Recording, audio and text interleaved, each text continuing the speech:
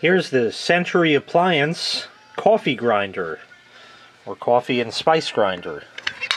Top comes off. You can already tell that this is a real el-cheapo because this can break very easily. Plus, I'm sure that'll crack if you drop it. This is what's known as a blade grinder. It has a blade that spins. Let me take a look at the bottom here for a second. You see it has a cord wrap on it. I'll show you that in a moment. This is model CI-0119, 120 volts, 60 hertz, 100 watts, made in China. Date code 1318, so 18th week of 2013. Sounds about right to me. I've had this for a number of years. Like I said, it was an el-cheapo. I just was in a store and realized that I didn't have a coffee grinder and it was like $7. So I said, alright, we'll give it a shot.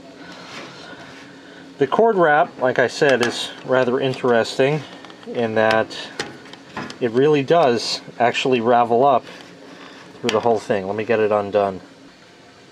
That's it as far as the cord goes. It is pretty short, but certainly enough for a countertop.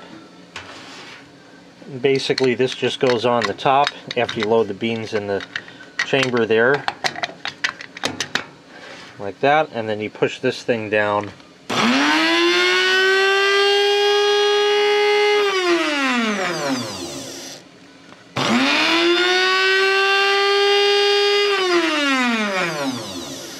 Obviously, a lot of that is vibrating through the machine here.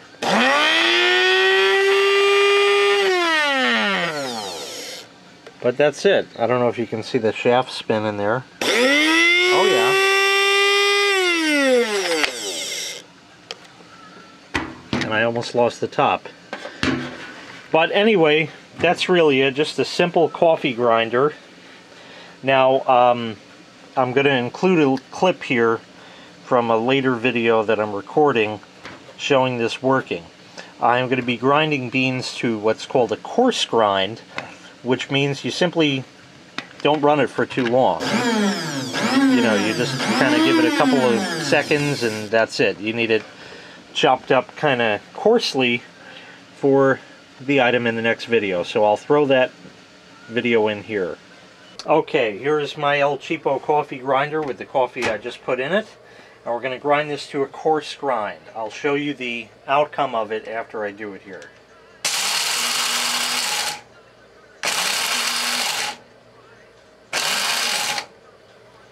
Okay. Without opening the lid so I don't spill everything, that is approximately a coarse grind. I'll see if I can actually just shake that down in there so you can see. Now the reason why you don't want a blade grinder for the actual baristas, as they say, is because you get some real big ones and a lot of little small ones in that, and it doesn't give you a very even coffee flavor. This is going to be more than perfect for about probably 90% of the population, if not more.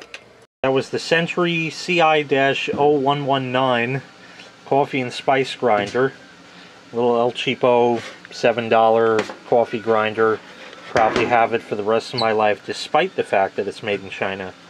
Because, I mean, how much runtime does something like this actually get? What are you going to grind for, like 10 seconds, you know?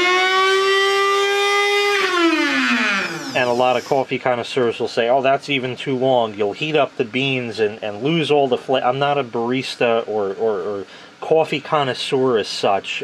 You know, this is just standard household appliance crap.